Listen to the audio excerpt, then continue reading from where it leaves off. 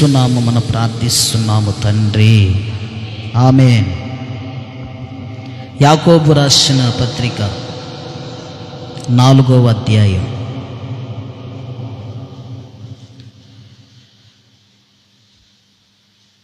యాకోబు రాసిన పత్రిక 4వ అధ్యాయం 6వ వచనం. కాదు గాని ఆయన ఎక్కువ కృపనిచ్చును, అందుచేత దేవుడు అహంకారులను ఎదిరించి దీనులకు కృప అనుగ్రహించును. హల్లెలూయా, హల్లెలూయా, హల్లెలూయా. దేవుడు కృప ఎవరికి అనుగ్రహింపజేస్తాడు? ఎటువంటి వారికి కృప అనుగ్రహింపచేస్తాడు? చాలామంది మేము కృప పొందుకున్నాము అని అంటారు. మీరు ఎలా ఉన్నారంటే ప్రతిదానికి దేవుని కృప, దేవుని కృప, దేవుని కృప వలనే అంటారు. అసలు దేవుని కృప ఎవరికి ఇస్తానంటుండు? ఎటువంటి వారికి దేవుని కృప కలిగిద్ది? దేవుని కృప ఎటువంటి వారికి ఇస్తానంటున్నాడయ్యా అంటే అహంకారులకు ఇవ్వనంటున్నాడు దేవుడు. అహంకారంగా బ్రతికే వాళ్ళకి దేవుని కృప కలగదులే కానీ అహంకారము కాకుండా దీన మనస్సు కలిగి దీనులుగా ఎవరైతే బ్రతుకుతారో అట్టి వారికి నిశ్చయముగా దేవుని కృప అనుగ్రహిస్తాడు. హల్లెలూయా. ఈరోజు చాలామంది దేవుని కృపను నిరర్థకం చేసుకుంటున్నారు. పౌలు గారు ఎన్నో పత్రికలను రాస్తున్న సమయాల్లో కొరింథీ సంఘానికి రాసేటప్పుడు కూడా కొన్ని చోట్ల కాడికి వచ్చాక ఏమంటాడంటే, సంగమా, మీరైతే ఈ కృపను నిరర్థకం చేసుకోవద్దు. జాగ్రత్తగా వినాలి. తలలు పైకెత్తి చక్కగా నాకు వెళ్ళి చూస్తూ వాక్యం వినండి. మీరైతే ఈ కృపను నిరర్థకము చేసుకోవద్దు. ఏంటా కృప? సజీవుడై ఉన్న యేసు క్రీస్తు కృప. ఏంటా కృప? బలహీనతలో బలపరిచే కృప. ఏంటా కృప? కృంగిన వేళలో, దుఃఖపడుతున్న వేళలో, వేసారిపోతున్న పరిస్థితులలో నిలబెట్టేదే యేసు క్రీస్తు కృప. కాబట్టి ఇప్పుడు సంఘానికి అనేక పత్రికలలో పౌలు గారు రాస్తూ ఏమంటున్నాడంటే, మీరైతే దేవుని కృపను నిరర్థకం చేసుకోవద్దు. దేవుని కృప చాలా విలువైంది. ఆ కృప అందరికీ దొరకట్లేదు.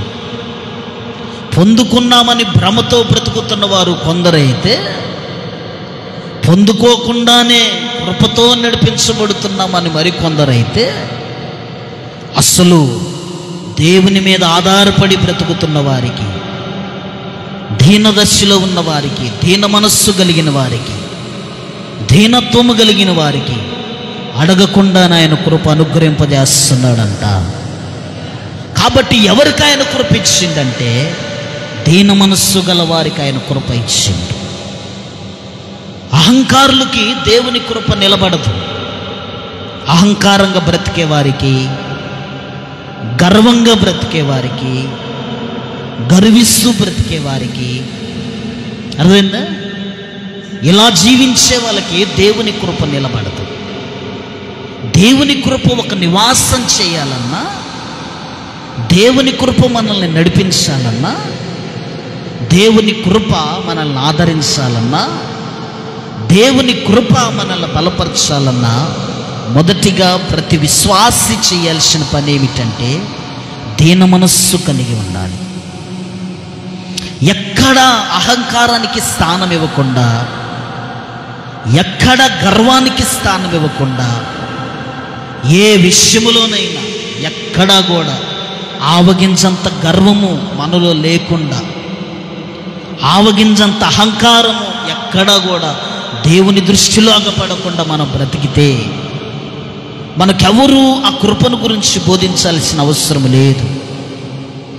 గర్వము అహంకారం అనేది ఎక్కడ కూడా దేవుని ఎదుట లేకుండా నువ్వు బ్రతకటానికి, జీవించడానికి ఇష్టపడాలే కానీ, అదుగో లేఖనాలు సెలవిస్తున్న మాట, అహంకారులను ఎదిరించి దీనులకు నా కృపని అనుగ్రహింపజేస్తున్నాను. హల్లెలూయా, హల్లెలూయా. అహంకారులను ఎందుకు ఎదిరిస్తున్నాడు దేవుడు? అహంకారులను ఎందుకు ఎదిరిస్తున్నాడయ్యా అంటే, అహంకారులు దేవుని కృపను అర్థం చేసుకోరు. అహంకారులు దేవుని ప్రేమను అర్థం చేసుకోరు. అహంకారులు మంచి ప్రేమను అర్థం చేసుకోరు.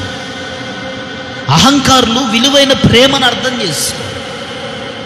దేవుడేమో మంచివాడు, ఆయన ప్రేమామయుడు, ప్రేమాస్వరూపి అయి ఉన్నాడు. కాబట్టి ప్రేమాస్వరూపి అయిన దేవుడు లోకములో ఉన్న ప్రతి మనిషిని ప్రేమించాడు. ఆయన లోకమును ఎంతో ప్రేమించెను అని లేఖనాలు రాయబడి ఉంది. దేవుని ప్రేమేమో అందరూ పొందుకోవాలన్నది యేసయ్య ప్రేమ, యేసయ్య కృప, యేసయ్య ఆలోచన. కానీ అహంకారులు ఏం చేస్తున్నారంటే, కాస్త పెద్దవారు అవ్వటంతోనే, కాస్త గొప్పవారు అవ్వటంతోనే, కాస్త మిడిమిడి జ్ఞానం తెలియటంతోనే, కాస్త వాక్యం తెలియటంతోనే, పాటలు పాడటం తెలియటంతోనే, ఆరాధన చేయటం తెలియటంతోనే దేవుని కృపకు నిరార్థకంగా బ్రతుకుతున్నారు. ఇది దేవుని కృప, ఈ కృపను మేము నిరార్థకం చేసుకోకూడదన్న ఆలోచన చాలామందికి తెలియట్లేదు. భూమి మీద చాలామంది క్రైస్తవులు బలహీనులైపోవటానికి గల కారణం, భక్తిలో దిగజారిపోవటానికి గల కారణం, అవిశ్వాసములో పడిపోవటానికి గల కారణం, ప్రార్థనలో సరైన అనుభవం లేకుండా బ్రతకటానికి గల కారణం ఏమిటయ్యా అంటే, ఏదో ఒక మూలన అహంకారంతో బ్రతుకుతున్నారు, ఏదో ఒక మూలన గర్వంతో గర్విస్తున్నారు చాలామంది. ఈ గర్వము కలిగిన మనస్సు, ఈ అహంకారంతో కూడిన మనస్సు ఎవరైతే కలిగి ఉంటారో అట్టి వారిని ఎదిరిస్తాడు దేవుడు. ఎదిరించి దీనులుగా ఎవరైతే నీ ఎదురుగా ఉంటారో, నువ్వెవరినైతే విలువ లేకుండా చూస్తావో, ఎన్నిక లేకుండా చూస్తావో, కొంతమంది ఎదుటి వారిని ఎన్నిక లేనట్లుగా చూస్తారు, విలువ లేనట్లుగా చూస్తారు, ఏందో మేము పైవారము వాళ్ళ కింద వారు అన్నట్టుగా చూస్తారు. భూమి మీద అక్కడక్కడ క్యాస్ట్ ఫీలింగ్ లాగా పడతా ఉంటాయి కొంతమందికి. వాడు ఆ క్యాస్టోడు, ఈ క్యాస్టోడు, వాడు ఆ కులవాడు, ఈ కులవాడు, వాడు ఆ మతవాడు, ఈ మతవాడు అని చెప్పేసి చూస్తూ ఉంటారు కొంతమంది. కొంతమంది ఎగిసి ఎగిసి పడతా ఉంటారు. పేదవారిని చూసి, దరిద్రులను చూసి, దీనులను చూసి, కలిగిన దానిని చూసుకొని అహంకారంతో బ్రతుకుతూ ఉంటారు కొంతమంది. కలిగిన ఆస్తిపాస్తులను చూసుకొని, ధనధాన్యాలను చూసుకొని, ఐశ్వర్యమును చూసుకొని, ఉద్యోగాలను చూసుకొని, వ్యాపారాలను చూసుకొని, పిల్లలను చూసుకొని, చదువుల్ని నమ్ముకొని కింద స్థానంలో ఉన్నవారిని తృణీకరిస్తూ ఉంటారు కొంతమంది. హేళనగా చూస్తూ ఉంటారు కొంతమంది, తక్కువగా చూస్తూ ఉంటారు. అయితే వాళ్ళకు తెలియని విషయం ఏమిటంటే, దేనినైతే వాళ్ళు నమ్ముకొని గర్విస్తున్నారో, దేనినైతే వాళ్ళు నమ్ముకొని అహంకారంతో బ్రతుకుతున్నారో, దేనినైతే వాళ్ళు ఆశ్రయించుకొని నమ్మిన దేవుని కాదనుకొని, సేవకుని కాదనుకొని, నమ్మిన ప్రార్థనను కాదనుకొని, విశ్వాసాన్ని కాదనుకొని, ప్రార్థించినప్పుడు దేవుడు చేసిన సహాయాన్ని మర్చిపోయి, ఇదిగో దేనినైతే మానవుడు చూసుకుంటూ గర్విస్తున్నాడో, అహంకారంతో బ్రతుకుతున్నాడో, దానిలో నుండి వారిని ఎదిరించి ఎవరైతే వాళ్ళు ఎదురుగా దీనత్వంతో బ్రతుకుతారో అట్టి వారికి ఆ కృపను దేవుడు అనుగ్రహింపజేస్తాడంట. ఎవరి వాళ్ళు? దీనులు. దీనులు ఎవరయ్యా అంటే, దేవుని కృప కొరకు ఎదురు చూసేవారు. పౌలు ఎలా అలిగిండో మనకు తెలియదులే కానీ, ప్రతిరోజు పౌలు గారు ప్రార్థన, అయ్యా నీ కృప నాకు కావాలి, నీ కృప నాకు కావాలి, నీ కృప నాకు కావాలి, నీ కృప నాకు కావాలి అని ప్రార్థన చేసిండు పౌలు గారు. ఎన్ని మార్లు దేవుని కృప కావాలని ప్రార్థన చేసిండో మనకు తెలియదులే. కానీ కొరింథీ సంఘములో రాసిన మాట, పౌలా నా కృప నీకు చాలును. అందరు చెప్పండి, నా కృప నీకు చాలును. అహంకారులను ఎదిరించేసిండు దేవుడు. ఇప్పుడు చూడండి, దేవుడు సౌలుని ఆశీర్వదించిండు. సౌల్లో ఏమొచ్చిందయ్యా అంటే అహంకారమైన మనస్సు వచ్చింది. ఇప్పుడు కృప ఎక్కడికి పోయిందయ్యా అంటే దావీదు దగ్గరకు పోయింది. స్తోత్రం చెప్పండి. సౌలుని దేవుడు ఆశీర్వదించిండు, సౌలుని దేవుడు బ్లెస్ చేసిండు. బ్లెస్ చేసిన ఆశీర్వాదాన్ని సౌలు ఏం చేసిండంటే అహంకారంగా మార్చుకున్నాడు. గర్వము, అహంకారంతో బ్రతకటాన్ని బట్టి సౌలు దగ్గర నుంచి కృప ఎక్కడికి వచ్చిందయ్యా అంటే ఇప్పుడు దీనత్వములో బ్రతుకుతున్న దావీదు దగ్గరకు వచ్చింది. హల్లెలూయా. రాహేలు ఉంది, రాహేలు గర్వంతో బ్రతుకుతుంది, రాహేలు అహంకారంతో బ్రతుకుతుంది. రాహేల్ని, అహంకారము గర్వంతో బ్రతుకుతున్న రాహేల్ని ఎదిరించి కృప ఎక్కడికి వచ్చిందయ్యా అంటే లేయా దగ్గరకు వచ్చింది. స్తోత్రం చెప్పండి, మంచిగా చెప్పండి. ఎక్కడికి వచ్చింది కృప? ఎక్కడికి వచ్చింది? లేయా దగ్గరకు వచ్చింది. రాహేలుని ఎదిరించిండు దేవుడు. రాహేలుని ఎదిరించిన కృప ఎక్కడికి వచ్చిందయ్యా అంటే లేయా దగ్గరకు వచ్చింది. లేయా దగ్గరికి ఎందుకు వచ్చిందయ్యా అంటే లేయా తను ద్వేషింపబడటము దేవుడు చూసెను అని రాయబడింది. స్తోత్రం చెప్పండి. అంటే తన దీనత్వములో ఎవరి వైపు చూస్తుందంటే లేయా దేవుని వైపు చూస్తుంది. అహంకారంతో బ్రతుకుతున్న రాహేలును చూడట్లేదు లేయా. గర్వంతో బ్రతుకుతూ గర్వంతో మాట్లాడుతున్న రాహేలును చూడట్లేదు లేయా. అక్కడికి ఎన్నోసార్లు కోప్పడింది రాహేలు తన అక్క మీద, ద్వేషించుకుందని కూడా రాయబడి ఉంది, అసూయపడి ఉందని కూడా రాయబడి ఉంది. అంటే ఇదంతా అహంకారానికి సంబంధించిన జీవితం. ఈ అహంకార స్వభావంతో బ్రతికే వాళ్ళ దగ్గర నుంచి కృప వేరైపోయి ఇప్పుడు ఎక్కడికి వెళ్ళిద్దంటే దీనత్వములో దేవుని మీద ఆధారపడి దేవున్నే నమ్ముకొని, ఇదిగో ఈ కష్టములో, ఈ బాధల్లో, ఈ దుఃఖములో, ఈ వేదనలో నా దేవుడు నాకు సహాయం చేస్తారని ఎవరైతే దేవునిపైన ఆనుకుంటారో అట్టి వారి దగ్గరికి నిశ్చయముగా దేవుని కృప వెళ్ళింది. మంచిగా చెప్పు. కాబట్టి అహంకారముతో బ్రతికే వాళ్ళ దగ్గర ఏముండదయ్యా అంటే దేవుని కృప ఉండదు. దేవుడు సహించని వారు కొందరు ఉన్నారు భూమి మీద. కీర్తనలు 101వ కీర్తన తీయండి ఒకసారి. దేవుడు సహించని మనుష్యులు కొందరున్నారు. దేవుడే సహించని స్వభావం కలిగిన వారు కొందరున్నారు.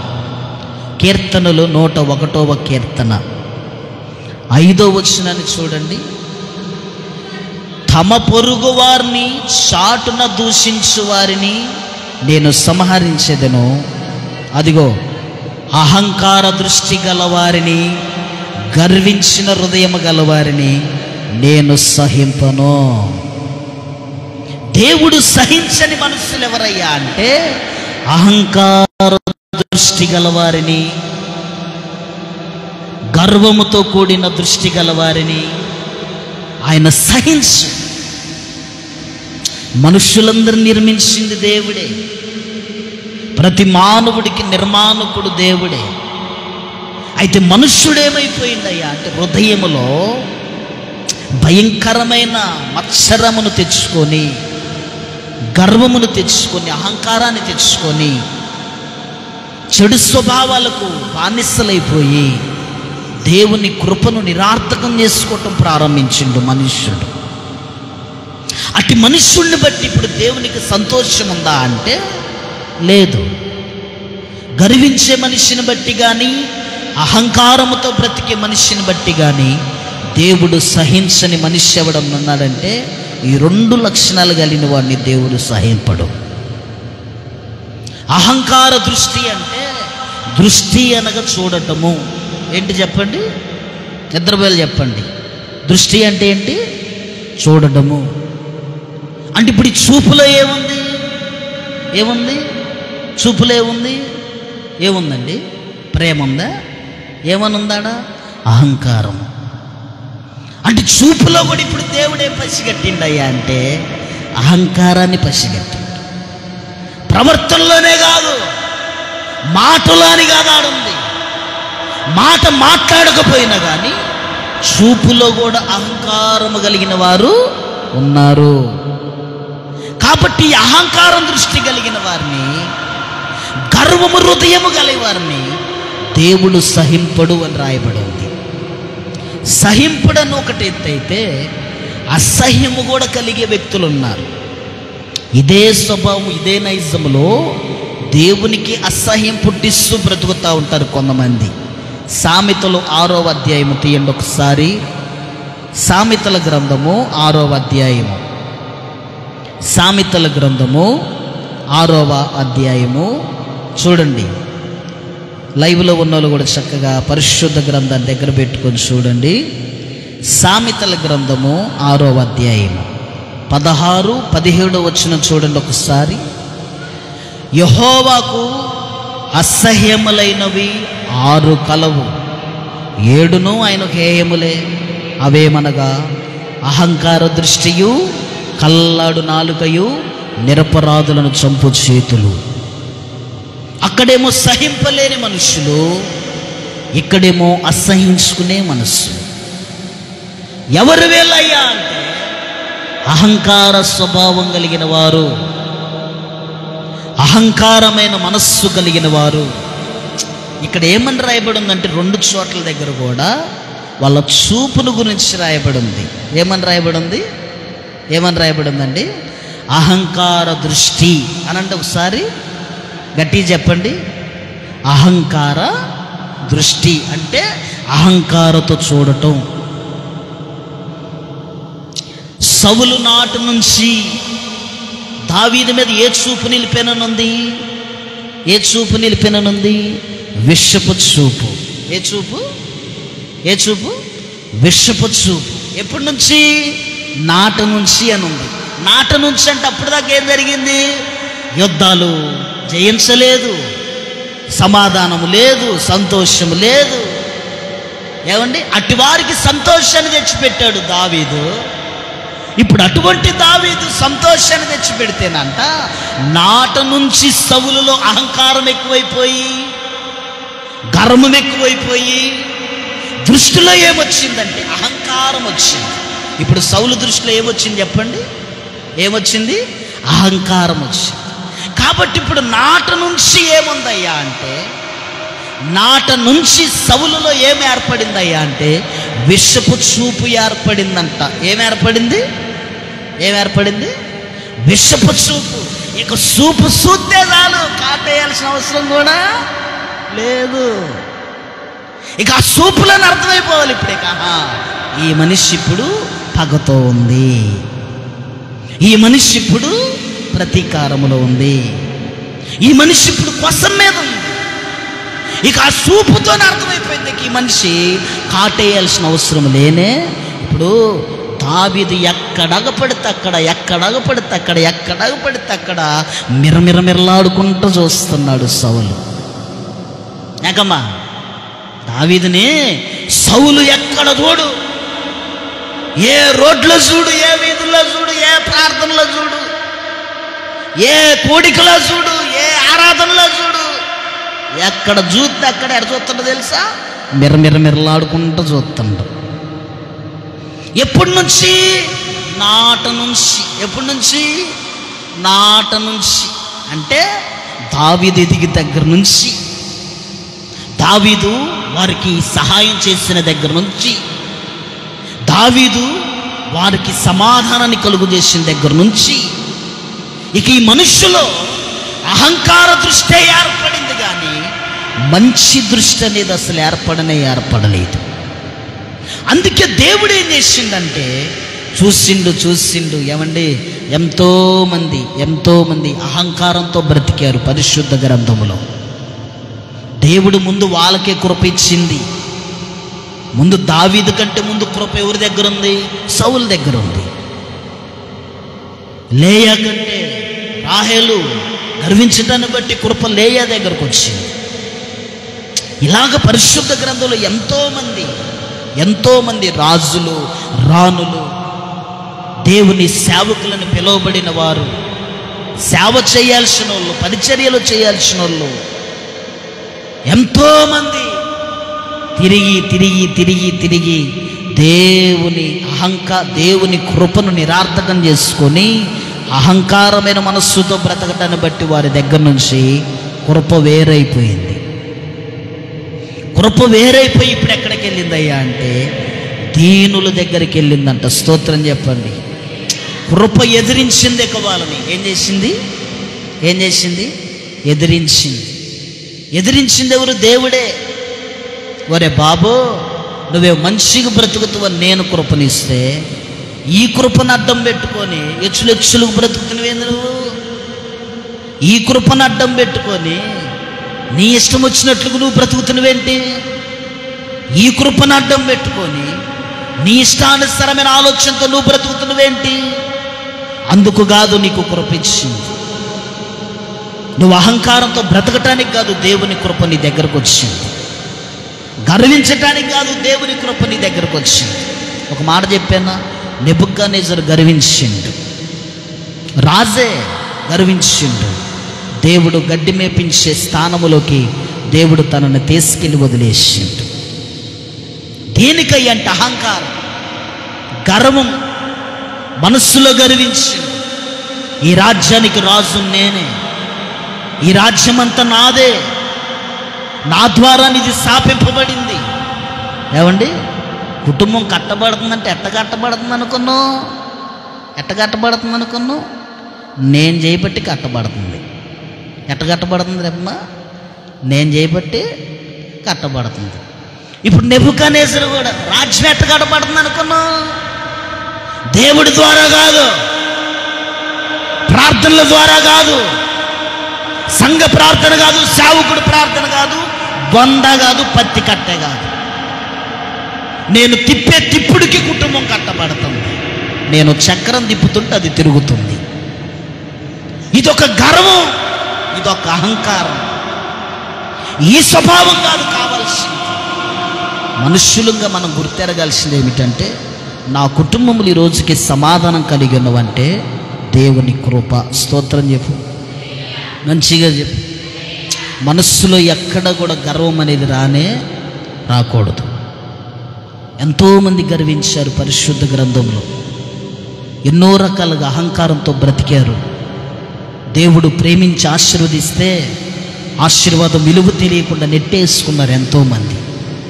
అందుకే దేవుడు కొంతమందిని ఎదిరించేసిండు. దేవుడు తీసేసిండు, వాళ్ళ దగ్గర నుంచి కృప తొలగించిండు. లేని వారికి దేవుడు అనుగ్రహింపజేసి. మనందరికీ తెలుసు, ధనవంతుడు లాజరు. ధనవంతుడేమో అహంకారంతో బ్రతికిండా లేదా? ధనవంతుడేమో గర్వంతో బ్రతికిండు. వాడు తిండిని బట్టి, వాడి బట్టను బట్టి, వాడి వస్త్రాన్ని బట్టి, ఏమండి, వాడు కొట్టుకునే సెంటును బట్టి, వాడుకున్న వాహనాన్ని బట్టి ప్రతిరోజు దరిద్రుడైన లాజరును విరోధంగా మాట్లాడుతూ, ఎన్నిక లేనట్టుగా మాట్లాడి, ఏమండి, బాధాకరంగా మాట్లాడి, ఇబ్బంది పెడుతూ ఎన్నో రాత్రులు పగలు ఆహారానికి అలమటించిపోయిండు లాజరు. కానీ ధనవంతుడు మాత్రము వాడికి ఇష్టానుసారంగా బ్రతికాడని రాయబడి ఉందాడ. బాబు, బ్రతికినంత కాలం నీ ఇష్టానుసారంగా బ్రతికాడు, కానీ ఈ దరిద్రుడైన లాజరు నా ఇష్ట ప్రకారం బ్రతికిండు. స్తోత్రం చెప్పండి. ఇప్పుడు కృప నిన్ను విడిచిపెట్టి ఎవరిని ఎదిరించింది కృప? ఇప్పుడు ధనవంతుడిని ఎదిరించింది కృప. ధనవంతుడిని ఎదిరించి ఎక్కడికి వెళ్ళిందంటే సుఖమ్మ, దరిద్రుడైన లాజరు దగ్గరికి వెళ్ళింది. ధనవంతుడిని ఎదిరించింది కృప. ఇక లేదు, ధనవంతుడి ఇంట్లో కృప లేదు, ధనవంతుడి దగ్గర కృప లేదు, తన జీవితంలోనే కృప లేదు. కానీ ధనవంతుడు అనుకుంది తెలుసా, నా దగ్గర కృప ఉంది. ఎలా అనుకున్నాడో తెలుసా? నా దగ్గర ధనం ఉంది, నా దగ్గర ఐశ్వర్యం ఉంది, నాకు కావలసిన బట్టలు ఉన్నాయి, నాకు కావలసిన ధనధాన్యాలు ఉన్నాయి, నాకేం తక్కువైంది, అన్ని విధాలుగా ఆశీర్వదింపబడ్డాను కాబట్టి ఇది కృపే అనుకున్నాడు ధనవంతుడు. ధనవంతుడు అనుకున్నది ఇదే. ధనవంతుడు అనుకున్నది ఏమిటంటే, నాకు తినటానికి తిండి ఉంది, కావలసిన డబ్బులున్నాయి, కావలసినంత ఆయిల్కి డబ్బులున్నాయి, నాకు ఉద్యోగంలో కానీ వ్యాపారంలో కానీ నష్టాలు లేవు, కాబట్టి ఇదంతా దేవుని కృపే అనుకొని బ్రతుకుతుండే. కానీ వాడు సచ్చిన తర్వాత తెలిసింది అసలు దేవుని కృప నన్ను ఎప్పుడో ఎదిరించిందని. వాడు చచ్చిన తర్వాత వాడికి అర్థమైంది, నేను అనుభవించింది ఏది దేవుని కృప కాదు. మరి ఏది దేవుని కృప అయ్యా అంటే, అహంకారంతో బ్రతికిన ధనవంతుడిని ఎదిరించి కృప ఆడికిపోయిందంటే చెత్త కుండి దగ్గర కూర్చున్న లాజర్ దగ్గరకు పోయింది. స్తోత్రం చెప్పు. మనుష్యులు గర్విస్తూ ఉంటారు, కలిగిన దానిని బట్టి, తినే దానిని బట్టి, వేసుకున్న వస్త్రాలను బట్టి, చెప్పులను బట్టి. ఏమండి, నిన్న మేము హైదరాబాద్ పోయినాక ఒక ప్రాంతం పోయినాం మేము చూడటానికి. ఒక ప్రాంతం మన బిలీవర్స్ని తీసుకొని పోయినాం. పోతే మా ఎదురుగా ఒక ఆమె నడుచుకుంటూ వస్తుంటే ఈ అమ్మ చూసింది. ఈ అమ్మ టక్కన పడింది, మళ్ళీ ఎవరు చూడకుండా టక్కన లేచింది. ఎందుకు అంత ఎత్తి అన్నదేమో అన్న, ఇది మాట గుర్తుపెట్టుకో, మనకు అవసరం పడిద్ది, నేను అడిగినప్పుడు చెబుతులే అని చెప్పాను. దేవుడు ఈరోజు అవకాశం ఇచ్చింది ఆ మాటకి. అసలు చరిత్ర తెలిసిన విషయం ఏంటంటే, నేను ఈ 3 రోజుల క్రితం చూసా. ఐవిల్స్ చెప్పులు ఆడవాళ్ళకి కాదంట చేసింది, మగవాళ్ళ కోసం చేసినాయి అంట. అవి అర్థమైందా? చక్రవర్తి కాలంలో ఒక చక్రవర్తి రాజు చేయించుకున్నాడంట హైవిల్స్ అనేది. గుర్రాల మీద సవారీ చేయడానికి పట్టు కలగాలని కింద హైవిల్స్ అనే చెప్పుల్ని మగవాళ్ళు చేయించుకున్నారంట. ఈ ఆడవాళ్ళ దెబ్బకు ఆగుతారా? ఆత్రం ఆగదుగా, ఏ దగపడితే అది మనకి అది సొంతమయ్యేదాకా నిద్ర కూడా పోరు దెబ్బకి. ఆస్తులు నష్టపోయినా పర్లే, ఆరోగ్యం నష్టపోయినా పర్లే, ఏది పోయినా పర్లేదు, కానీ అనుకున్నది మాత్రం ఇంట్లోకి చేరేంత వరకు ఉపవాసాలైనా చేస్తారు. కానీ మరి దీనివల్ల సంతోషం ఉందా, సమాధానం ఉందా అన్న సంగతి కొనుక్కుంది పాపం. బయట కొనుక్కొని లోపలికి వేసుకొని వచ్చింది. నడవటం వస్తే కొనుక్కోవాలి, నడవటం రాంది ఎందుకు? ఇట్టెట్టు నడుతుంది, టక్కన పడదు, మళ్ళీ వెనక్కి తిరిగి చూస్తుంది. ఎవరన్నా చూసి మేమెందుకు చూస్తాలి అని చెప్పేసి మేము మెదలకుండా అది బాగుంది కదా, అది కాదు, ఆ కోన బాగుంది కదా అని మేము అనుకుంటున్నాం. మేము చూసినాం, మరి మేము చూసిన వాళ్ళకి తెలియాలా? తెలిస్తేనేమో బాధపడతారు. కాబట్టి మేమేం చేసినాం అంటే, ఎబ్బే మనం ఏం చూడలే, అదిగో అది బాగుంది కదా, అది బాగుంది, మేము ఇటు తిరిగామనుకుంటున్నాం. ఇది సబ్జెక్టు, మీరు గుర్తుపెట్టుకోవాలి.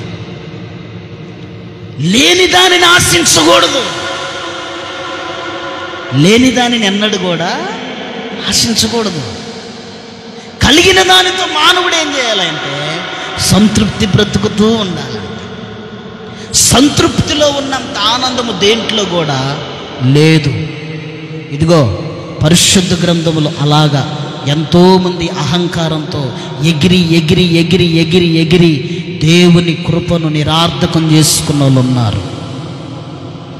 ధనవంతుడి దగ్గర కృప ఎదిరించింది, దరిద్రుడైన లాజరుని ఎదుర్కొంది. స్తోత్రం చెప్పండి. హామాను ఎదిరించింది కృప. ఇదిగో గేటు దగ్గర కూర్చున్న మొర్దెకాయని ఎదుర్కొన్నది కృప. స్తోత్రం చెప్పు. ఎక్కడ ఎదుర్కొంది కృప? హామాను ఎదిరించి మొర్దెకాయని ఎదుర్కొంది కృప. హామానేమో గర్వంతో బ్రతుకుతుంది, అహంకార స్వభావంతో బ్రతుకుతుంది. పెత్తనం ఉందని, అధికారం ఉందని. ఏమండి, రాజు ముద్ర ఉంగరం తీసుకొని ఇష్టం వచ్చిన దగ్గర ముద్రించిన అన్నాడని కొద్దిగా అవకాశం ఇస్తే చాలు, కొద్దిగా కొంచెం ఇస్తే చాలు, మొత్తం నాదే అంటారు కొంతమంది. అయితే కొద్దిగా ఇస్తే చాలు, కొద్దిగే ఎంత ఇస్తే చాలు, మొత్తం నాది, పాడు కూర్చోపో నడా అంటారు. హామాను కూడా రాజు ఏమన్నాడంటే, బాబు ఈ ఉంగరం తీసుకొని నీ ఇష్టం నాన్న, నువ్వు ఎక్కడ ముద్రిస్తే అక్కడ ముద్రించు, నువ్వేది చేయాలనుకో అది చేయి చెప్పిండు, నమ్మకం వచ్చుదని. ఈడేం చేస్తానంటే సొంత పెత్తనాలు చేస్తుంటాం, రాజుకు తెలియకుండా సొంత పెత్తనాలు. విశ్వాస జీవితంలో దేవుని ఎరగని పెత్తనం ఏది ఇంట్లోకి రాకూడదు. దేవునికి ఇష్టము లేని ఆలోచన రాకూడదు. అది సంఘమే అయినా, పరిచర్య అయినా, విశ్వాసమే అయినా, ప్రార్థన అయినా, ఏదైనా ఉండొచ్చు. దేవుని చిత్తము లేని ఆలోచన రాకూడదు. ఒకవేళ వచ్చిందంటే అక్కడ ఏమర్థం చేస్తుందో తెలుసా? నీ అహంకారాన్ని వెల్లడి చేసింది అక్కడ, నీ అహంకారంతో కూడిన మాట వెల్లడి చేసింది అక్కడ. ఇది ఆమెను అదే చేస్తున్నాడు, అహంకారంతో బ్రతుకుతున్న అహంకారైన ఆమాను ఎదిరించి కృప ఇప్పుడు ఎక్కడికి పోయిందయ్యా అంటే బానిసత్వంలో పట్టబడి వచ్చిన మొర్దెకైని ఎదుర్కొందంట కృప. స్తోత్రం చెప్పండి, హల్లెలూయా. ఇదిగో ఈ అహంకారానికి ముందేమి నడిచిందంటే నాశనం నడిచింది. ఒక మాట చూడండి, సామెతలు 11వ అధ్యాయం తీయండి. సామెతలు 11వ అధ్యాయం, బైబిల్ తీయమ్మా. సామెతలు 11వ అధ్యాయం, సామెతలు 11వ అధ్యాయం 2వ వచనం చూడండి. అహంకారం వెంబడి అవమానం వచ్చునంట. ఏమొచ్చిందంట? అహంకారం వెంబడి ఏమొచ్చిందంట? అవమానం వచ్చిందంట. అమ్మాయి ఏమంటే ఏం తెస్తారని అడుగుతారుగా, అట్నే అహంకారంతో బ్రతికేవాడేమంటే ఏమొచ్చిందంటే అవమానం వచ్చిందంట. అవమానాలు పాలవుతూ ఉంటారు, నిందల పాలవుతూ ఉంటారు. అహంకారంగా మాట్లాడే వాళ్ళు చూడండి, సాక్ష్యం ఉండదు, మంచితనం ఉండదు, ప్రేమ ఉండదు, వినయం ఉండదు, బుద్ధి కలిగి బ్రతుకుదామన్న ఆలోచన కూడా ఉండదు.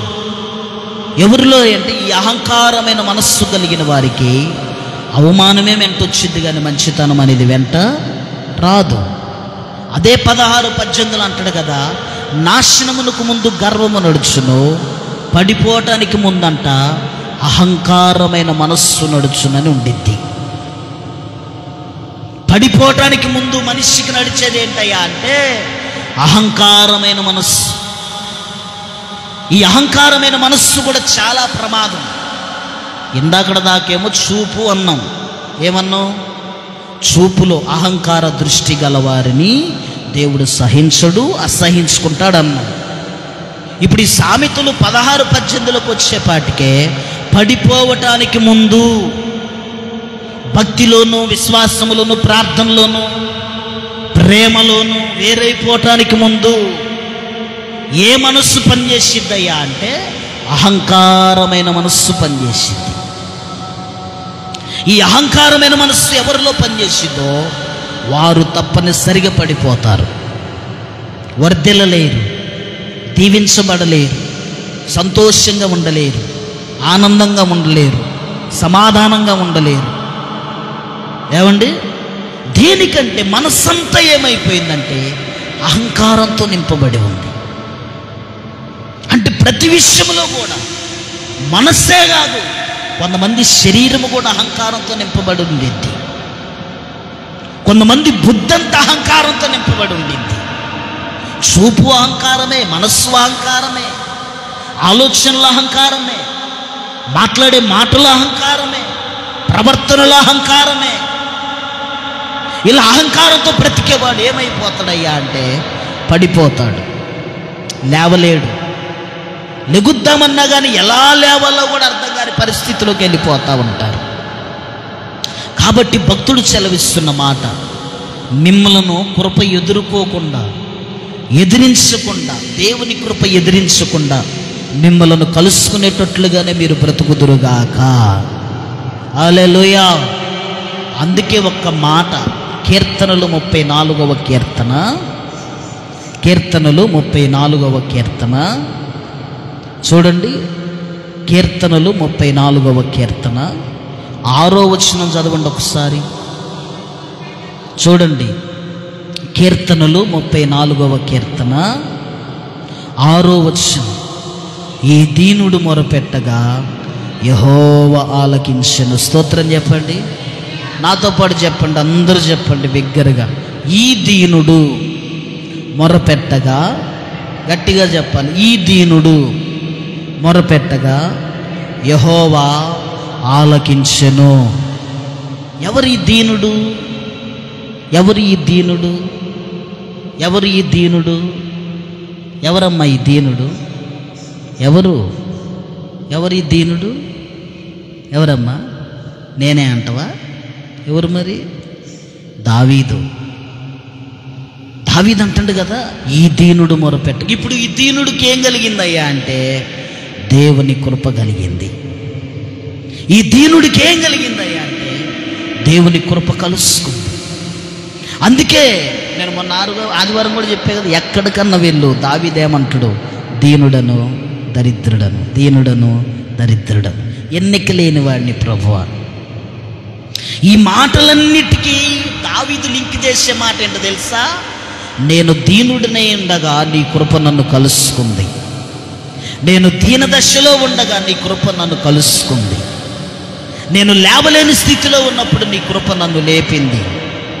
నేను బలహీనతలో ఉన్నప్పుడు నీ కృప నన్ను బాగు చేసింది. నేను అనారోగ్యాల పాలవుతున్నప్పుడు ప్రార్థన చేయగా నీ కృప నన్ను ఆవరించింది. నీ కృప నన్ను లేపింది, నిలబెట్టింది. నీ కృపే నన్ను బాగు చేసిందయ్యా అని ప్రతి విషయములో నీ దీనత్వాన్ని దేవుని ఎదుట చూపించాలి. స్తోత్రం చెప్పండి. ఏం చూపించాలి? నీలో దీనత్వాన్ని దేవునికి చూపించాలి. నువ్వు దీనత్వం చూపించకుండా, అర్థమైందా? నువ్వు దీనత్వం చూపించకుండా పరిసేయుడిలాగా ప్రార్థన చేసినావు అనుకో, నీలో ఆటోమేటిక్గా అదిగో వాళ్ళలో కూడా అహంకారమైన ప్రార్థనే. వాడు చేసే ప్రార్థన ఎట్టుందో తెలుసా? అహంకారమైన ప్రార్థన. అది వారానికి 2 సార్లు ఉపవాసం ఉంటా, పంచాత్ దశమ భాగంలో రూపాయి తక్కువగా, నేను గుర్తుపెట్టుకో. వింటున్నావా? చెవులు ఉన్నాయా? నీకు మంచిగా వినపడుతుందా? నేను ఎట్ట భక్తి చేస్తున్నా నీకు తెలుసుగా. నా పక్క ఏమటామలాగా చేయట్లేదు, నా ఎదురింటామలాగా చేయట్లేదు, నా వెనకామలాగా నేను చేయట్లేదు, ఆమెలాగా నేను తిరగట్లేదు, ఆమెలాగా మాట్లాడట్లేదు. నీకు తెలుసు కదా. నా ఆలోచనలన్నీ నీకు తెలుసు, నా ప్రవర్తన అంతా నీకు తెలుసు, నేనేమై ఉన్నానో నీకు తెలుసు. వాడి ప్రార్థనే అహంకారమైన ప్రార్థన. వాడి ప్రార్థనే అహంకారమైన ప్రార్థన. ఇదిగో వాడిని కృప ఎదిరించి ఆడిగిపోయిందో తెలుసా? సుంకరి దగ్గరికి వెళ్ళింది. స్తోత్రం చెప్పండి. సుంకరి దగ్గరికి వెళ్ళింది. సుంకరిని దేవుని కృప ఎదుర్కోవటంతో అంటాడు కదా, పాపినైనా నన్ను క్షమించుము, పాపాత్మునైనా నన్ను జ్ఞాపకం చేసుకో, నీ ఎదుట కనులెత్తుటకైనా నాకు ధైర్యం చాలట్లేదు, నా బ్రతుకు ఏ పాటిది, నా జీవితం ఏ పాటిదయ్యా, ఇంతగా నన్ను హెచ్చించుటకు నేను ఎంతటి వాడినయ్యా, నీ కృప చేతనే కదా నేను బ్రతుకుతుంది, నీ కృపను బట్టే కదా మేము జీవిస్తుంది, నీ కృపే కదా మమ్మల్ని లేవనెత్తిందని ఇదిగో సుంకరి ఒక ఉన్నతమైన ప్రార్థన చేస్తున్నాడు. అహంకార స్వభావం కలిగిన పరిసయ్యుడి దగ్గర నుంచి కృప ఎదిరించి ఆడికిపోయిందయ్యా అంటే ఇదిగో మంచితనము కలిగి తగ్గింపు స్వభావం దీనత్వంలో ఉన్న సుంకరిని ఎదుర్కొంది కృప. స్తోత్రం చెప్పు. కాబట్టి ప్రార్థనలో కూడా అహంకారాన్ని చూపించకూడదు. అందుకే దావీదు భక్తుడు అంటున్నాడు కీర్తన 34:6లో, ఈ దీనుడు మొరపెట్టగా యెహోవా ఆలకించెను. అంటే నమ్మకం వచ్చేసింది ఇక దావీదుకి, నేను దీనుడై ఉన్నాను గనక దేవుడు నా ప్రార్థనని ఆలకించిండు. నేను దీనదశలో ఉన్నాను గనక తగ్గింపు మనస్సుతో, మంచి మనస్సుతో, మంచి ఆలోచనతో నేను ప్రార్థన చేస్తున్నాను గనక నా దేవుడు నా ప్రార్థనను ఆలకించిండు. దీనుడు ఎవరయ్యా అంటే ఒక దగ్గర అంటాడు కదా, ఆకాశమునకు భూమికి ఎంత దూరం ఉన్నదో ఆ మాట చూడండి ఒకసారి. 103వ కీర్తన చూడండి. 103వ కీర్తన, 103వ కీర్తన చూడండి. 103వ కీర్తన తీయండి. 11వ వచనం చూడండి. 103వ కీర్తన 11. నాతో పాటు చెప్పండి, అందరు చెప్పండి. భూమి కంటే, చెప్పండి, భూమి కంటే, మంచిగా చెప్పండి, భూమి కంటే ఆకాశము ఎంత ఉన్నతముగా ఉన్నదో ఆయన యందు భయభక్తులు గలవారి ఎడల, ఆయన యందు భయభక్తులు గలవారి ఎడల ఆయన కృప అంత అధికముగా ఉన్నది. 2 చేతులు పైకెత్తి స్తోత్రం చెప్పు, దగ్గరగా చెప్పు. ఎవరి ఎడల కృప అధికంగా ఉందంటుండు? ఆయన యందు భయభక్తులు గలవారి ఎడల. ఏమంటుండు? ఆయన యందు. వేరమ్మా నిద్ర వస్తుందమ్మా, కోరిపట్లు పడుతుంది పాపం. రోజు 9 ప్రశాంతంగా ఎక్కడికో మధ్యాకాశంలోకి వెళ్ళిపోయి సాయంత్రం తెల్లవారుజాము 4 ఫోన్ వస్తే చాలు సరిపోయిద్ది అనుకునే పరిస్థితులు మనవి. 2 నెలలు ఆరాధన లేదు, 2 నెలలు అయింది ఆల్నైట్ ప్రార్థన లేక. పెట్టక పెడితే మిమ్మల్ని చూసి, అందుకని మీకు వెళ్ళి చూడలేదు, కళ్ళు మూసుకొని వాక్యం చూస్తుంది. ఎందుకో తెలుసు, మిమ్మల్ని చూస్తే నాకు నీరసం వస్తుంది. అమ్మా అబ్బమ్మా, నాకు నీరసం వస్తుంది. నేను చెబుతూనే ఉన్నానా? నేను ఎంత చెబుతున్నానా? పోతనే హల్లెలూయా. నేను ఎంత చెబుతున్నానా? ఎంత చెబుతున్నా కానీ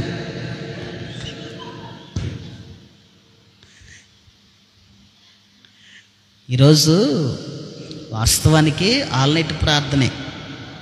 మెసేజ్ అయిపోయిన తర్వాత లింగయ్య గారిని పంపిస్తా. మనకి ఇన్సుమిన్స్ 5 వరకు ప్రార్థన జరిగింది. ఆ విషయం మీకు తెలియట్లేదు. వేకువజామున ప్రార్థన ఇక్కడే జరిగింది. కాబట్టి మీరు ఏమీ ప్రయాసపడాల్సిన అవసరం లేదు. లైవ్లో ఉన్న వాళ్ళు చక్కగా వాక్యం వింటున్నారు, చాలామంది వింటున్నారు. కాబట్టి అమ్మ కృప ఎవరికి అధికంగా ఉండిద్దంటే యెహోవా యందు భయభక్తులు గల వారికి.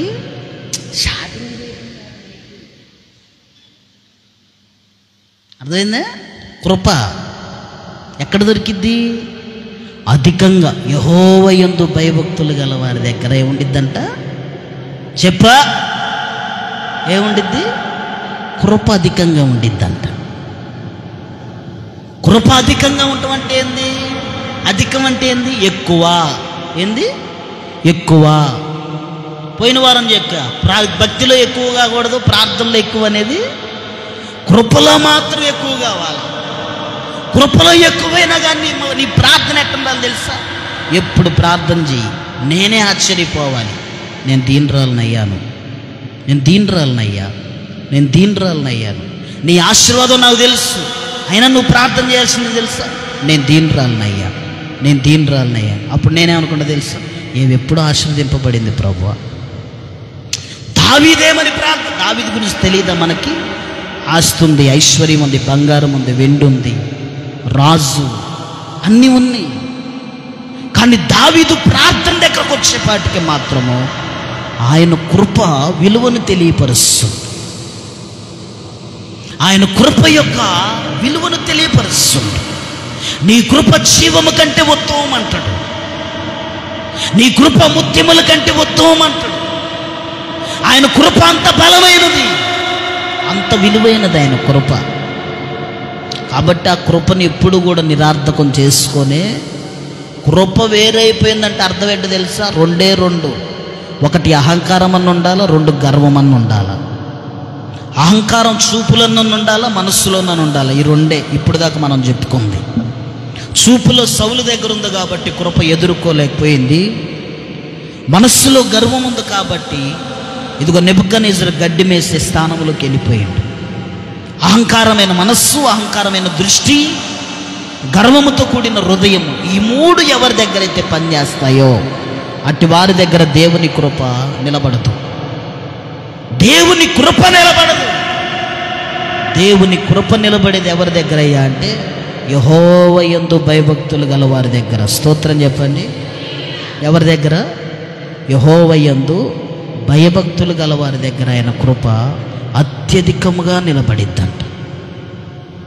ఆ భయభక్తులు దావీదు కలిగి ఉన్నాడు. అందుకే అంటున్నాడు, ఈ దీనుడు నా కృప అతనిని వేరు చేయదంటాడు దేవుడు. నా కృప అతనిని విడిచిపెట్టదంటాడు దేవుడు. దేవుడు అంత వాగ్దానం చేస్తున్నాడంటే ఏంటి దాని అర్థం? దేవుడు అంత బలంగా మాట్లాడుతున్నాడంటే దాని అర్థం ఏంటి చెప్పండి? దావీదు ప్రతిరోజు దేవుని కృపయందు నమ్మిక ఉంచాడు. అంటాడు కొన్ని చోట్ల, నీ కృపయందు నేను నమ్మిక ఉంచి ఉన్నాను గనక నన్ను సిగ్గుపడని మాకంటాడు కొన్ని చోట్ల దగ్గర. కృపయందు నమ్మిక ఉంచిండు దావీదు. ఆయన కృపలో జీవం ఉన్నది, ఆయన కృపలో కృప ఆశీర్వాదం ఉన్నది, ఆరోగ్యం ఉన్నది, సమాధానం ఉన్నది, సంతోషం ఉన్నదని ఎరిగాడు.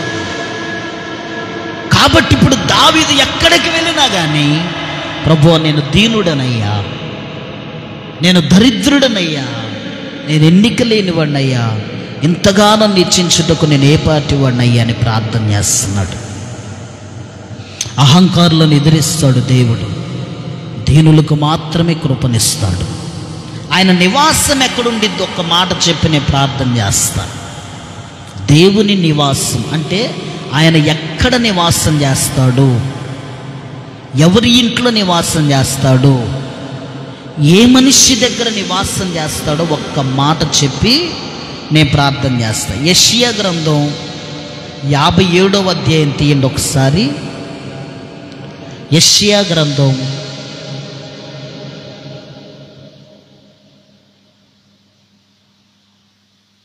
57వ అధ్యాయం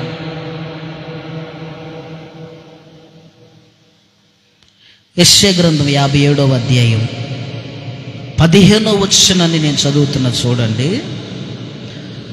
మహాగణుడును మహోన్నతుడును పరిశుద్ధుడును నిత్య నివాసినైన వాడు ఇలాగున సెలవిచ్చుచున్నాడు. మరలా చదువుతున్నా, మహాగణుడును మహోన్నతుడును పరిశుద్ధుడును నిత్య నివాసి అయిన వాడు ఇలాగున సెలవిచ్చుచున్నాడు, నేను మహోన్నతమైన పరిశుద్ధ స్థలములో నివసించువాడను. మొదటిగా ఆయన నివాసం ఎక్కడుంటానని చెబుతున్నాడంటే, నేను మహోన్నతమైన పరిశుద్ధ స్థలములలో నివసించువాడును. అయితే ఇప్పుడు నేను ఎక్కడ నివాసం చేయాలనుకుంటున్నానంటే, ఎటువంటి వారి దగ్గర నివాసం చేస్తానంటే, నా నివాసం అదే మహోన్నతమైన స్థలములో పరిశుద్ధ స్థలములో నివసించేవాడినేలే కానీ, ఇప్పుడు నా నివాసం ఎటువంటి వారి దగ్గర అంటే, వినయము గలవారి ప్రాణమును ఉజ్జీవింప చేయుటకును, నలిగిన వారి ప్రాణమును ఉజ్జీవింప చేయుటకును, వినయము గలవారి యొద్దను దీన మనస్సు గలవారి యొద్దను నివసించుచున్నాను. స్తోత్రం చెప్పండి.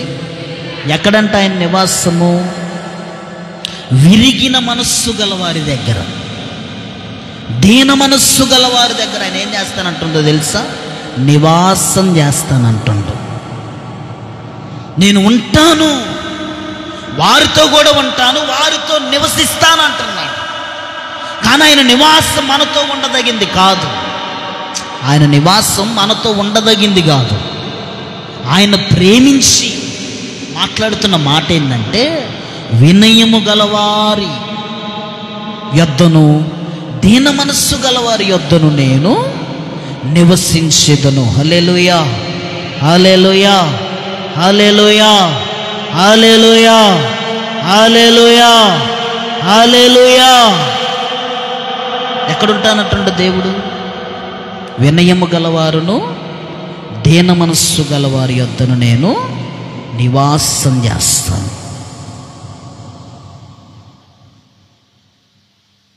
ఇజ్రాయేలు ప్రజలతో దేవుడు నివాసం చేసిండు. అబ్రహాము కుటుంబంతో దేవుడు నివాసం చేసిండు. యాకోబు దేవుడై ఉన్న దేవుడు యాకోబు మధ్యలోకి దిగి వచ్చిండు.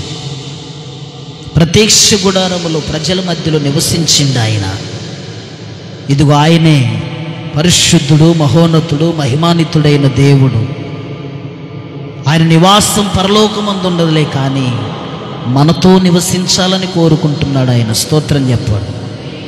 మనతో నివసించాలంటే మనకి కావాల్సింది విరిగిన మనస్సు కావాలి, దీన మనస్సు కావాలి. దీన మనస్సు మనం ఎప్పుడైతే కలిగి ఉంటామో, అహంకారం లేకుండా, అహంకార చూపు లేకుండా, అహంకార మనస్సు లేకుండా, గర్వం అనే హృదయము లేకుండా, వినయం మనస్సు, విరిగి నలిగిన హృదయముతో ఎప్పుడైతే మనము దేవుని తట్టు తిరిగి ఇదిగా ఆయన కృప కొరకు ఎదురు చూస్తూ బ్రతుకుతామో, భక్తుడు ఎలాగైతే నీ కృపయందు నేను నమ్మిక ఉంచానయ్యా అంటున్నాడు, ఆయన కృపయందు నువ్వు ఎప్పుడైతే నమ్మిక ఉంచుతావో, విశ్వాసం ఉంచుతావో, దేవుడు ఒకవేళ నీకు కృపనిస్తే స్తోత్రం, ఆ కృపను మాత్రం నీ నిరర్ధకం చేసుకోవద్దు. ఏ విషయాన్ని బట్టి కూడా, ఆలోచనలో కానీ, తలంపుల్లో కానీ, నిర్ణయాల్లో కానీ, ప్రార్థనలో కానీ, విశ్వాసాన్ని బట్టి కానీ, ఏ విషయంలో కూడా అహంకారం నిన్ను దేవునికి చూపించొద్దు. నీ ఎదుటి వారికి కూడా దగపడకూడదు. దీన మనస్సు కలిగి విరిగి నలిగిన మనస్సును ధరించుకొని బ్రతికితే నా దేవుడు నిశ్చయముగా నీకు కృపనిస్తాడు. కృప నిన్ను ఆవరించిద్ది. అందుకే అంటున్నాడు, అహంకారులను ఎదిరించి దేవుని కృప ఎవరికి ఇస్తానంట? దీనులకు కృపను అనుగ్రహింపజేస్తానంటున్నాడు. కాబట్టి రాత్రికాల సమయంలో ఆ కృప నీకు కలగాలంటే, దేవుని కృపను నువ్వు అనుభవించాలంటే నువ్వు చేయాల్సిన ప్రార్థన, విరిగిన మనస్సును నాకు ఇయ్యయ్యా, దీన మనస్సును నాకు ఇవ్వు ప్రభు, దీనుడై నేను ఎదుట బ్రతికే కృపను నాకు ఇయ్య. నువ్వు ప్రార్థించి నిశ్చయంగా నా దేవుడు కృప నిన్ను ఆవరించునుగాక. ఈ మాటలు నా దేవుడు దీవించునుగాక. మోకరించండి, ప్రార్థన చేసుకుందండి. మోకరించండి, కొద్దిసేపు ప్రార్థన చేద్దండి. ఈ రాత్రికాల సమయంలో ఆయన కృప నిన్ను ఆవరించాలంటే అహంకారముతో నువ్వు బ్రతకొద్దు. ఇదిగో ఆమాను అహంకార మనస్సుతో బ్రతికిండు, సౌలు అహంకార దృష్టితో బ్రతికిండు. సౌలు నాటి నుంచి విసుపు చూపు నిలిపాడని రాయబడింది. బిడ్డలారా, ఈ రాత్రి వినయము గల వారి ఎదుట, తగ్గింపు మనస్సు కలిగిన వారి ఎదుట నా దేవుడు నివాసము చేయాలనుకుంటున్నాడు. ఈ సంపూర్ణ ప్రార్థన కోడికలో ఈ లైవ్ ద్వారా వర్తమానం విన్న ప్రజలారా, విరిగిన మనస్సును కలిగి ఉండు, దీన మనస్సును కలిగి ఉండు, తగ్గింపు మనస్సును కలిగి ఉండు. ధనమును బట్టి అతిశయించొద్దు, గర్వపు చూపు చూడొద్దు, అహంకార చూపు చూడొద్దు, అహంకార మనస్సును చూపించొద్దు. నువ్వు దీన మనస్సుతో నువ్వు బ్రతుకు, దీన మనస్సుతో నువ్వు జీవించు. నా దేవుడు నిశ్చయముగా కృప నీ దగ్గర నుంచి తొలగిపోనివ్వడు, కృపని ఎదుట నుండి దూరం చేయడు. ప్రార్థన చేయి, నోరు తెరు, నోరు తెరు. తండ్రి నీకు స్తోత్రమప్పా, తండ్రి నీకు స్తోత్రమయ్యా. మహాగణుడవు, మహోన్నతుడవు, పరిశుద్ధ స్థలములోనే నివసించువాడవు.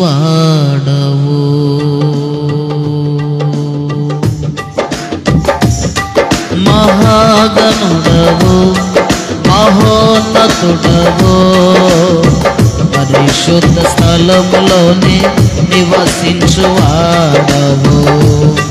కృపా సత్య సంపూర్ణమై మా మధ్యలో నివసించుట న్యాయమా, నన్ను పరిశుద్ధ పరచుటే నీ ధర్మమా. కృపా సత్య సంపూర్ణమై మా మధ్యలో నివసించుట న్యాయమా, మమ్ము పరిశుద్ధ పరచుటే నీ ధర్మమా.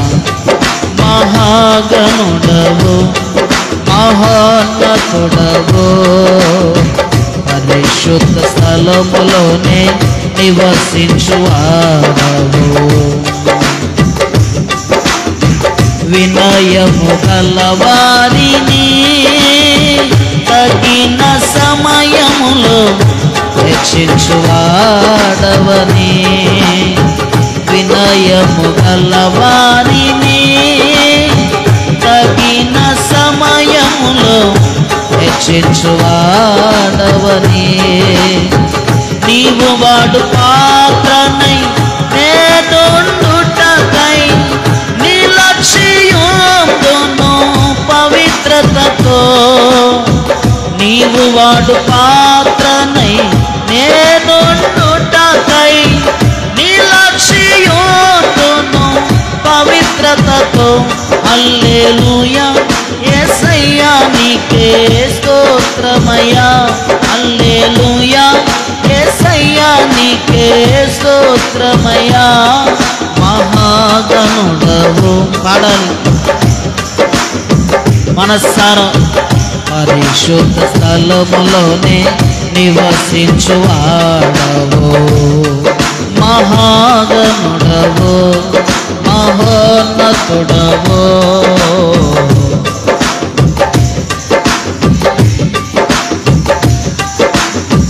దీన మనసు గలవారికి సమృద్ధిగా కృపను దయచేయువాడవని. దీన మనసు గలవారికి సమృద్ధిగా కృపను దయచేయువాడవని. నీ సమూహములో సజీవ సాక్షినై కాపాడుకుందును మెలకువతో.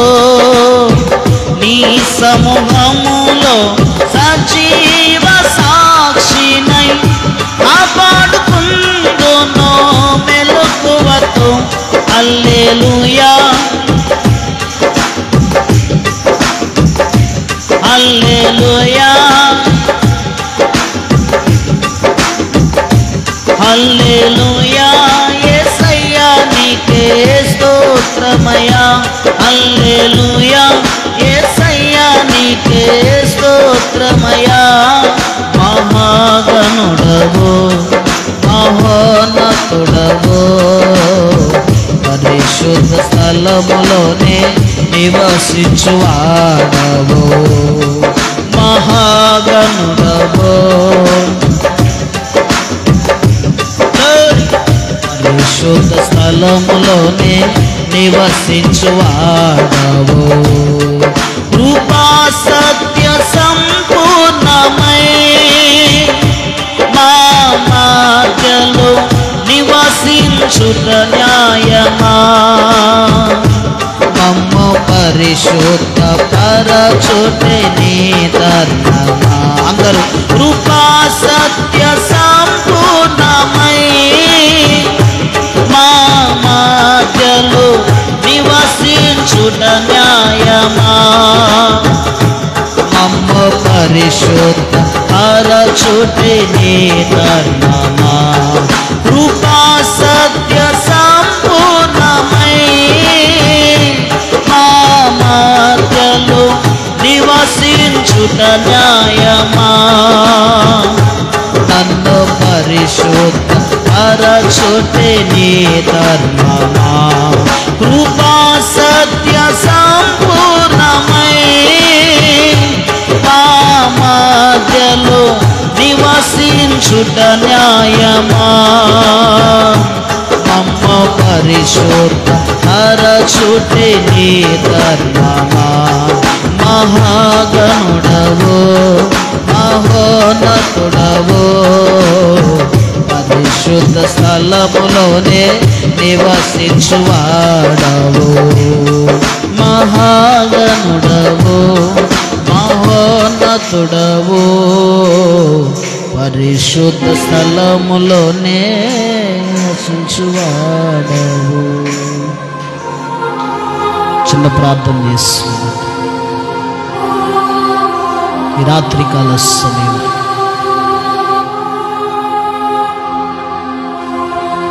దేవుడు అహంకారులను ఎదిరించి దీనులకు కృపనిస్తానంటున్నాడు.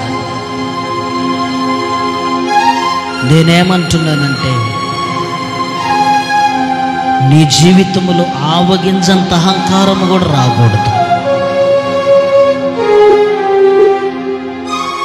ఆవగింజంత అహంకారము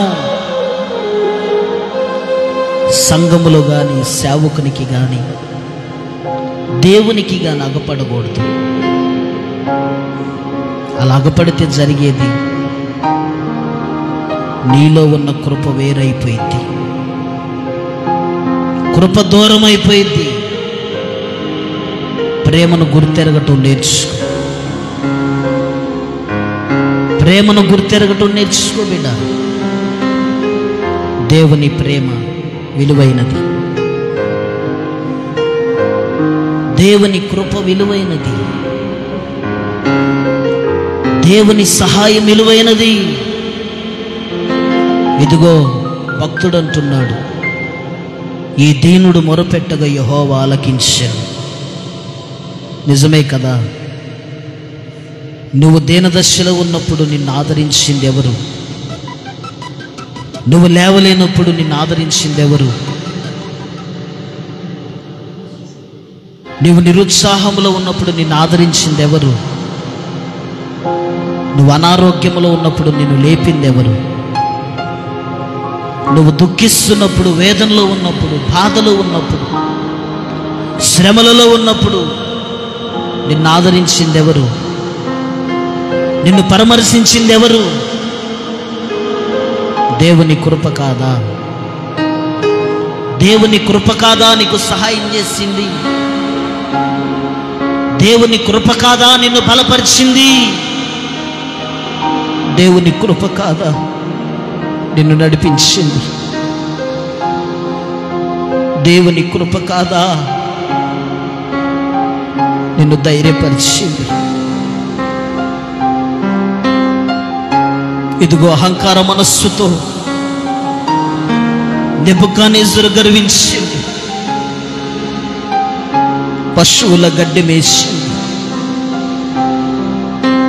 కృప దానియేలు ఎదుర్కొంది. ఆకాశము కంటే భూమి ఎంత ఉన్నతముగా ఉన్నదో, మన దేవుడైన యెహోవా యందు మనం అంత భయభక్తులు కలిగి ఉంటే ఆయన కృప అంత అత్యధికముగా మన పట్ల ఉండిద్దని లేఖనాలు సెలవిస్తున్నాయి. మరి ఈ రాత్రి నీ కృప నాకు కావాలయ్యా. నీ కృపే నన్ను బలపరిచేది తండ్రి, నీ కృపే నన్ను లేవనెత్తేది ప్రభువా, నీ కృపే నన్ను బాగు చేసేదయ్యా. నీ కృప నన్ను విడిచిపోవద్దు తండ్రి, మీరు మమ్మల్ని మర్చిపోవద్దు ప్రభు. మీరు మర్చిపోతే ఒక క్షణము మా బ్రతుకులు ఏమైపోతాయో తండ్రి, మా జీవితాలు ఏమైపోతాయో ప్రభువా. మీరు మమ్మల్ని మర్చిపోవద్దు తండ్రి, నీ కృప మమ్మల్ని విడిచిపెట్టనియొద్దయ్యా. నీ కృప మమ్మల్ని విడిచిపోకుండా బ్రతికే బ్రతుకును మాకివ్వండి. ప్రార్థన చేద్దాం. ప్రేమాస్వరూపి మీకు వందనాలు దేవా, గొప్ప తండ్రి మీకు స్తోత్రాలయ్యా. ఈ రాత్రికాల సమయం అయ్యా, ఈ సెప్టెంబర్ మాసము 20వ తారీఖు ఈ ఆల్ నైట్ ప్రార్థనలో నీ కృప తోడుగా ఉంచినందుకు మీకు స్తోత్రాలయ్యా. అహంకారులను ఎదిరించి కృప దీనులకు ఇస్తానన్నారు ప్రభు. ధనవంతుడి దగ్గర కృప ఎదిరించి దరిద్రుడైన లాజరుకి ఇచ్చారయ్యా. హామాను దగ్గర ఎదిరించి మొర్దెకైకి ఇచ్చారయ్యా. సౌలుని ఎదిరించి దావీదుకి ఇచ్చారయ్యా. రాహేలుని ఎదిరించి లేయాకి ఇచ్చారయ్యా. నెబుకద్నెజరుని ఎదిరించి దానియేలుకి ఇచ్చారయ్యా. తండ్రి, యెషోపు సహోదరులు ఎదిరించి యెషోపుకు కృపనిచ్చారయ్యా. దీన మనస్సు కలిగిన వారి దగ్గర, వినయము గల వారి దగ్గర నీవు నివాసం చేస్తానంటున్నావు తండ్రి. అట్టి కృప యేసు నామమున ఈ రాత్రి కూడికి వచ్చిన ప్రతి బిడ్డకి కలుగునుగాక తండ్రి. కృపతో నింపండి, ఆశీర్వదించండి, దీవించండి, బలపరచండి, ధైర్యపరచండి, నడిపించండి, లేవనెత్తండి ప్రభువా. మీకే స్తోత్రాలు తండ్రి. ఈ వాక్యము లైవ్ ద్వారా విన్న బిడ్డలను కూడా మీరు ఆశీర్వదించి దీవించుమని, కూడి వచ్చిన ప్రతి బిడ్డను మీరు దర్శించి కృపతో నింపి బలపరచుమని వేడుకుంటూ మహిమ నీకు మాత్రమే చెల్లిస్తూ నజరేయుడైన యేసు క్రీస్తు నామం పేరిట ప్రార్థిస్తూ ఉన్నాము తండ్రి.